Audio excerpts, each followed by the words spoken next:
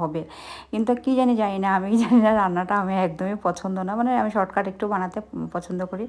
তো যাই হোক, তো এটা পেঁপের রেসিপিটাও একটু শর্টকাট ধরনের আইটেমই মধ্যে পড়ছে।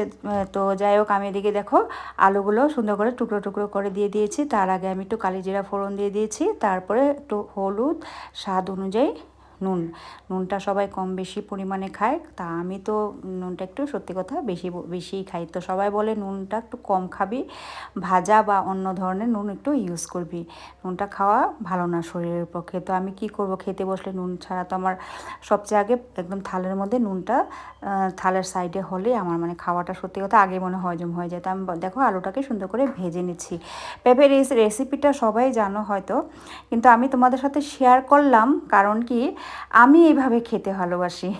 তো টুকরা টুকরা করে পেঁপে পাতলা ঝোলটাও ভালো লাগে। আর আমি কিন্তু তেলের পরিমাণটা খুব একটা দেইনি, তেলের পরিমাণটা খুব একটা না দেওয়া, তো লাস্টে যখন আমি কুড়ানো পেঁপেটাকে ভালোভাবে কষালাম, সত্যি কথা বলতে খুব মানে মনে হচ্ছিল অনেকটা পরিমাণে আমি তেল দিয়েছি।